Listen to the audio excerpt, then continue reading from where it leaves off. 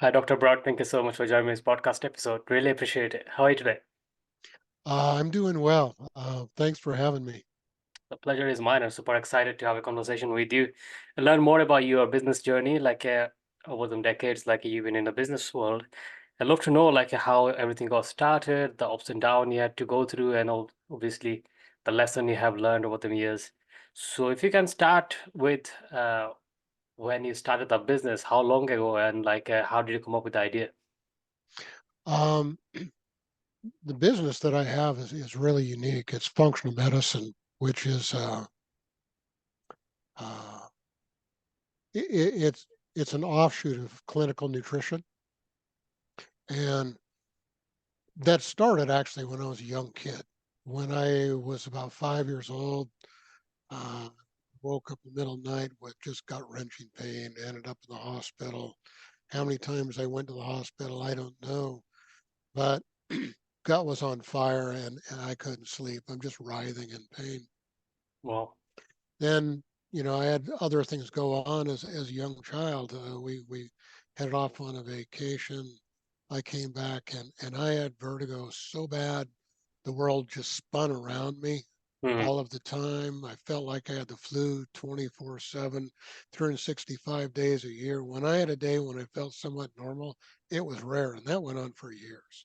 well, I learned at that age that if I cooked my own food and ate different than the rest of the family, and we're talking between 5 and 7 years old, um, yeah. that I felt better. And I think that's what kind of started my interest in this whole thing. I used to be a custom builder doing homes and restaurants, and most of the only two kinds of jobs I didn't run was bridges and high rises. Mm. So a pretty big background in that. And Lord told me to quit work and go to school, and that's pretty hard to do for somebody who's been making a pretty decent living Yeah. for quite a while.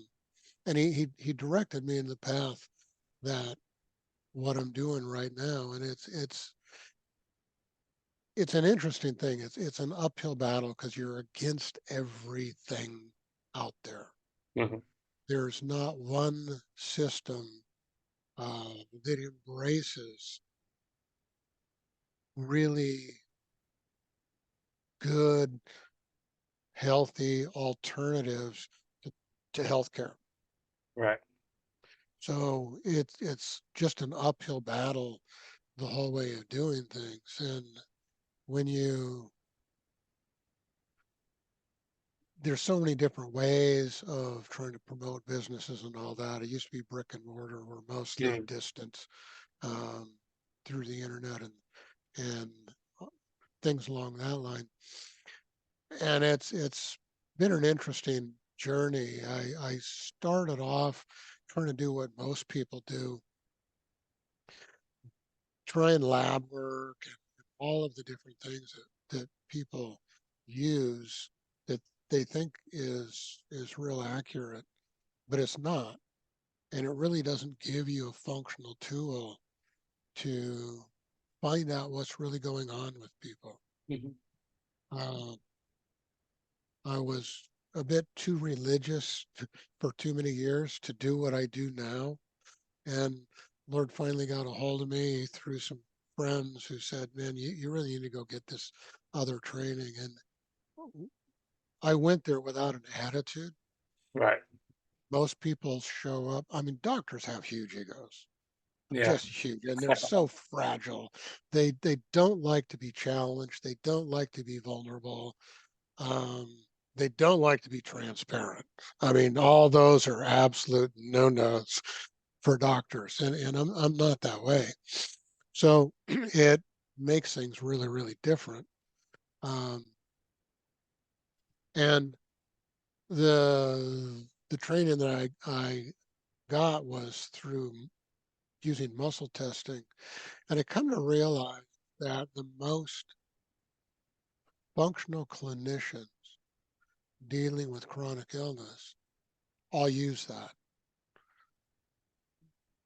It takes a high amount of integrity to make that Mhm. functionally accurate. Uh, and not many people have that. It's just a toolkit where they can push somebody in a box, and their outcomes aren't all that good. But we, I got some training from a friend. We've known each other for 40 years, who's one of the top functional medicine docs in their part of the country in the United States. Right. And uh, got some training through him. Started using that. Tweaked what he did a lot. I mean, I changed it a lot. What I'm doing is probably 5 times deeper than what he does. He Mhm. has no idea what I'm doing, and he asked me, "Why haven't you called me?" I go, "Why would I need to call you?" Because everybody calls me. I said, "Why would I need to? I came to your training, I got it, and I've been implementing that and modifying it, tweaking it, and it allowed me in a short period of time to surpass clinical outcomes, Right. uh, his uh, his time frames, and his cost in in doing things. And he would ask my wife, my receptionist, what I was doing for, say, Lyme disease, because he wouldn't ask me because he didn't want the long answer. Mm. Um, and I recently published a book that the editor said this is a long answer to Lyme disease. It's called Exposing Lyme and Chronic Illness. And the it goes through functional physiology on how the body responds in all these breakdowns that cause chronic illness of every aspect um, that we come into. And when you look at business, people can have all these visions, they can have their goals, they can have their charts, and they can have all of the things set in order that everybody says you need to run a successful business. But if their health is um, impaired Yeah. in one way or another, they just don't have the energy to do it. And the the gist of the book, Exposing Lyme and Chronic Illness, is to let people know exactly what's going on in the breakdown that causes everything. Now, when we look at the education of all the no educational schooling, you're talking medicine, chiropractic, homeopathy, naturopathic, none of them teach chronic illness. Mhm. And JAMA, the Journal of American Medical Association, they printed an article years ago saying that they, they medicine hasn't changed their education in over 100 years. Right. And it leaves their graduates completely unprepared for 75% of the cases that are going to come into them, which is chronic illness. That is the case with all of the professions. You have to go outside of the school to um, to learn the tools to actually be able to help people with those things. And that's what functional medicine has been. Functional medicine, it started from a bunch of clinical nutrition chiropractors, needed some continuing education justified to do what they did. And they found this guy with a doctorate in biology by the name of Dr. Jeffrey Bland, who came out and he had the credentials to sign everything off. But Jeffrey Bland freely admits the chiropractors taught me way more than I taught them, but I had the degree to sign everything off. Yeah. And that was the start of functional medicine. And it stayed pretty pure for quite a while until medicine came in. They did a spin-off, they did integrative medicine. So And is then it like a natural medicine or like a traditional medicine, the functional medicine? what's the difference? Yeah. Very simply, when we look at traditional medicine and traditional approaches, everybody's looking at lab work to try and find out what's going on. But when you look at medicine, they've got this little book called the Merck Manual, Mhm. and it gives you lists of lab work, positives, symptoms, what that leads to, and ways to treat it. Um, those are called protocols. Virtually every healthcare profession uses protocols, and it's cheat sheets to not have to figure out what's really going on. Now, when we look at lab tests for, say, Lyme disease, Mhm. years ago, the best Lyme labs in the world had on their website that their tests were 0 to 20% accurate if the samples were taken the first 1 to 2 weeks of infection, 6 to 8 weeks with a Western blot. We look at candida tests. The people with terminal cancer, they did a bunch of testing with to try and find out fungal infections, and they stated that the clinical labs had no significant bearing on diagnostics or treatment or outcome. Most people don't realize that labs are just a big guesswork, and you have to guess what the labs mean. There's no way to test a way to treat it. You throw some kind of a protocol at it, generic treatment that in medicine it's the Merck manual, the other professions it's the last guru that came down doing a seminar. And that's just the reality. Nobody's teaching how to discern and define what's really going on. Right. So once once I took this extra training, I finally had the tools to discern what was going on, and it really changed my world in a huge way because I've always been this curious person who wants to know why. Mhm. Um, and when you want to know why, you have to study a lot more and really dive deep into things to figure things out.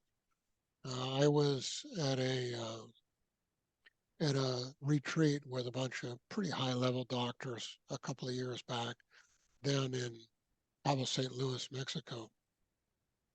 And they did a hot seat in a hot tub. And I was one of the last people to show up. I came in, they were having a discussion about somebody's clinical stuff. And I waited till that wound down before I slipped in the hot tub. And the guy that was running that retreat, he introduced me. This is Dr. Brad. He's a clinical genius. Um, and we next person came up with this concept they wanted to do for business, and everybody's saying, "Oh, go to this guy's website. He's really good with that. Try this guy's website. Do that." And I waited till that conversation kind of wound down. I started asking the guy a bunch of questions, and the questions were to lead him through the physiological progression of what controls the arena that he was interested in. And once we got to what actually controlled that, then I looked at him and said, now you just got to figure out why. And that is the reality.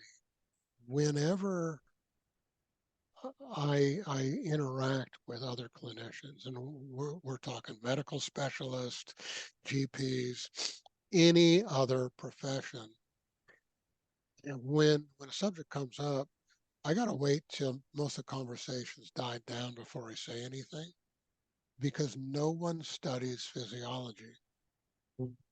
No one. Once they're out of school, they don't look at it. And I look at it and go, how can you figure out how to help people if you don't know what's going on?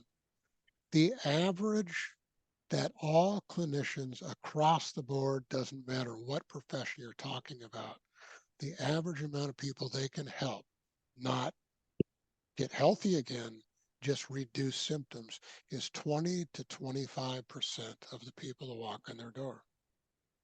Yeah. 75, 80%, they can't help them at all. And I just don't think that's acceptable.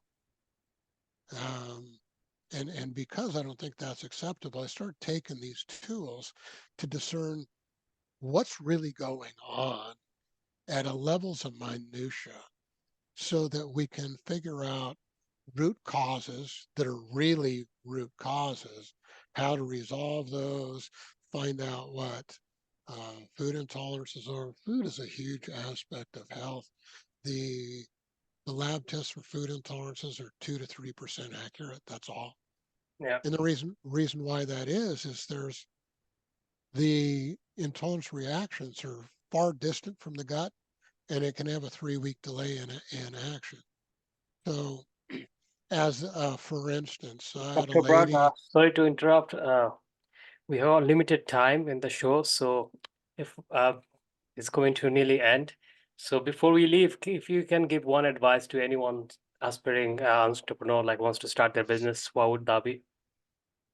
Um, One of the biggest things would be to look at it honestly and approach it in a way that's unique to you, that you're comfortable with.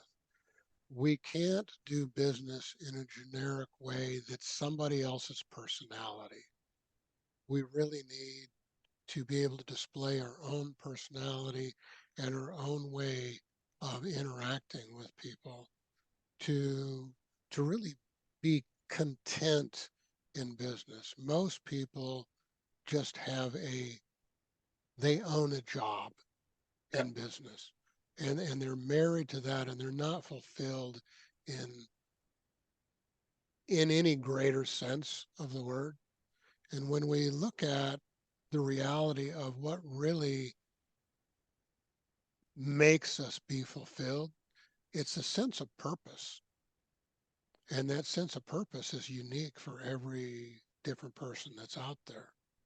Um, Mine is to get, well, our averages were over 4 times than the average of clinicians back resolved to full health that they just help.